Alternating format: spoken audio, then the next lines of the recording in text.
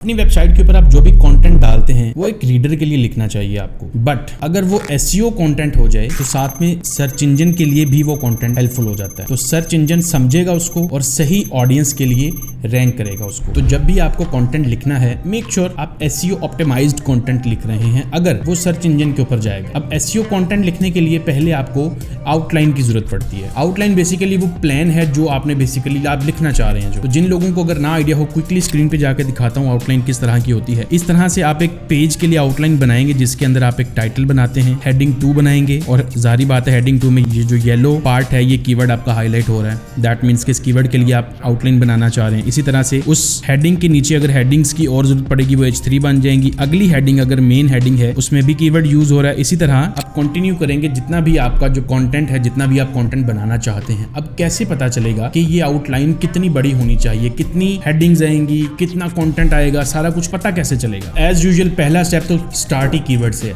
आपको अपना कीवर्ड पता होना चाहिए कि एग्जैक्टली ये कीवर्ड है जिसके लिए आप आउटलाइन बनाना चाह रहे हैं। तो मैं आपको अपना प्रोसेस बता देता हूँ। आप क्या करेंगे, आप अपना मेन कीवर्ड लेंगे, अभी स्क्रीन पे आपको दिखा रहा हूँ, आप उसको गूगल में सर्च कर लेंगे इस तरह से। अब आफ्टर दैट आपने जो पहले 5 रिलेटेड पेजेस से मुराद क्या है कि जो रेलेवेंट टू द क्यूरी है जो सर्च किया है आपने। एग्जांपल के लिए विमेन इन मार्केटिंग यहाँ पे मैंने सर्च किया है। पहले पेज में भी आ रहा है टाइटल में, सेकंड पेज के टाइटल में भी आ रहा है, थर्ड पेज में भी आ रहा है, फोर्थ में भी आ रहा है और इस तरह फिफ्थ में भी आ रहा है। दैट मीन्स के जो पहले 5 पेजेस हैं, इन पेजेस को अगर गूगल ने रैंक किया है, दैट मीन्स के इन पेजेस के अंदर ऑलरेडी जो आउटलाइन यूज हो रही है, we can get data, we can get inspiration from that outline. आप इन पेजेस को ओपन कर लेंगे। तो यहाँ पे अगर मैंने इनको ओपन कर रखा है, let me quickly take a look कि भाई इनके अंदर कौन कौन सी हेडिंग्स यूज हो रही हैं। अगर सिंपल उसको ब्रेक डाउन किया जाए तो क्या क्या उनके अंदर जो है वो यूज हो रही हैं चीजें, क्या डाटा है उन आर्टिकल्स के अंदर जो टॉप 5 में रैंक कर रहे हैं। तो यहाँ पे आई थिंक ये वुमेन्स के नाम हैं वो यूज कर रहे हैं यहाँ पे। इसी तरह से चूंकि विमेन इन मार्केटिंग की बात हो रही है कि मार्केटिंग में कौन सी खवातीन हैं ट्रेंडिंग में जो, ठीक है। इसी तरह से latest women in marketing resources, यहाँ पे भी कुछ इस तरह का कंटेंट आ रहा है। इसी तरह से आप अगर यहाँ पे आ जाते हो एन हैंडली, ठीक है, मिशेल अलेक्सिस। तो अब बेसिकली कर मैं कह रहा हूँ, मैं आपको ये दिखाना चाह रहा हूँ कि अगर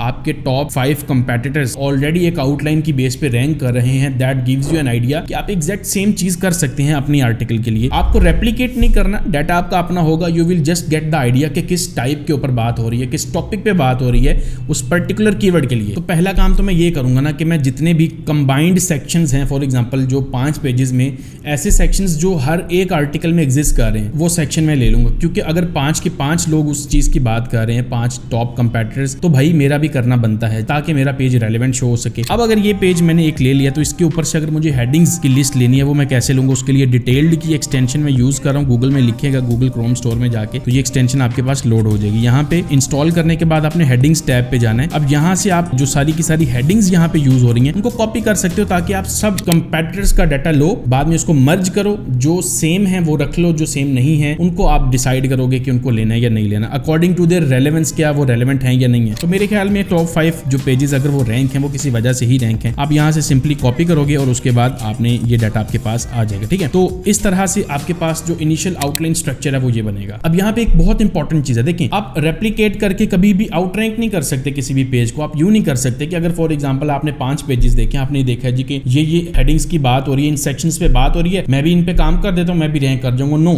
you always have to do something little bit extra.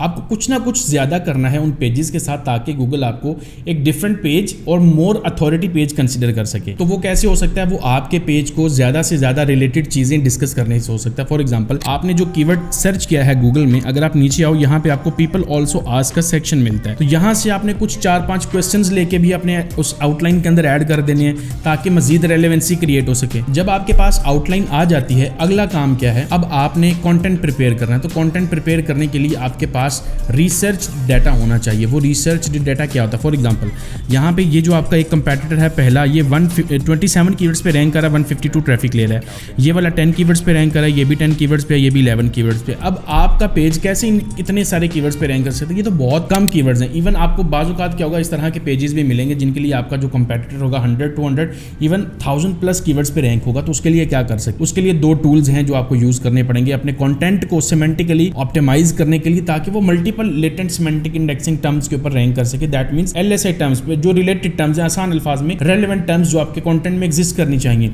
उसके लिए सर्फर SEO एक टूल है, न्यूरॉन राइटर दूसरा टूल है। आप फ्रेज भी यूज कर सकते हो, it's up to your budget, but आपका कंटेंट जब तक सिमेंटिकली ऑप्टिमाइज नहीं होगा तब तक आप अपने कंपेटिटर्स को बीट नहीं कर पाओगे। And then there comes topical authority और बहुत सारी चीजें आ जाती है जिनके बारे में मैं अपने चैनल के ऊपर पहले भी काफी दफा बात कर चुका हूं। देखिए बात सिर्फ यही नहीं रही है कि आपने अपने आर्टिकल में हेडिंग्स और कंटेंट डाल दिए, यू आर डन।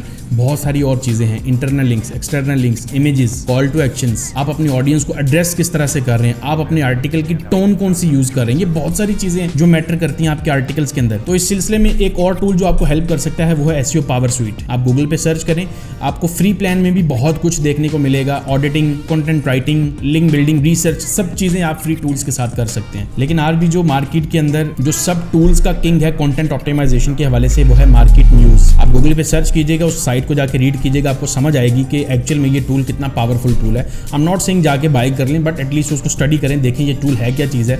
किसी भी तरह से अगर आप अरेंज कर सकें मिल के, जैसे भी, it's up to you. But the thing is आपको पता होना चाहिए ना, आप मार्केट के अंदर अगर काम करें आपको पता होना चाहिए कौन सी चीज आपके काम को आसान कर सकती है, जल्दी करवा सकती है काम आपका। अब अगर कंटेंट राइटिंग का प्रोसेस एक्चुअल में आप लोग देखना चाहते हो, मैं उसके लिए अलग से वीडियो बना चुका हूं, यहाँ लिंक करूंगा। उसमें मैंने प्रैक्टिकली दिखाया है कंटेंट राइट करके, आप लोगों को थोड़ा सा चंक दिखाया है कि कैसे मैं कंटेंट खुद राइट करता हूं। तो इट्स अप टू यू, अगर आप देखना चाहें तो वॉच कर सकते हैं। बाकी as usual keep watching this content. और अगर आप लोगों को एक अपॉर्चुनिटी चाहिए एज अ फ्री कोर्स, तो 1 मई से इंस्टाग्राम के ऊपर डिटेल्स आपको मिलेंगी, फ्री कोर्स जो हर कोई ज्वाइन कर सकता है, जिसकी फीस सिर्फ 2000 होगी, जो रिफंडेबल है सिर्फ इस कंडीशन पर कि आप जो असाइनमेंट्स दी जाएंगे आपने उनको कंप्लीट करना है, दैट्स इट। और उसकी वजह सिर्फ ये है कि आप काम करने वाले होंगे तो आप आएंगे, अदरवाइज आप नहीं आएंगे, एनरोल ही नहीं होंगे। हमारे लिए ज्यादा आसान होगा कि सिर्फ वो लोग आए जो काम कर सकते हैं, जिनको अपॉर्चुनिटी की तलाश है। तो इंस्टाग्राम का लिंक डिस्क्रिप्शन में भी होगा। इस दफा कोई रोक टोक नहीं है, जिसका दिल चाहे ज्वाइन कर सकता है। वीडियो अच्छी लगी तो लाइक कर दीजिएगा। मजीद इसी तरह का कंटेंट देखना चाहते हैं तो सब्सक्राइब कर लीजिए। अगली वीडियो में मिलते हैं, तब तक के लिए अल्लाह हाफिज़।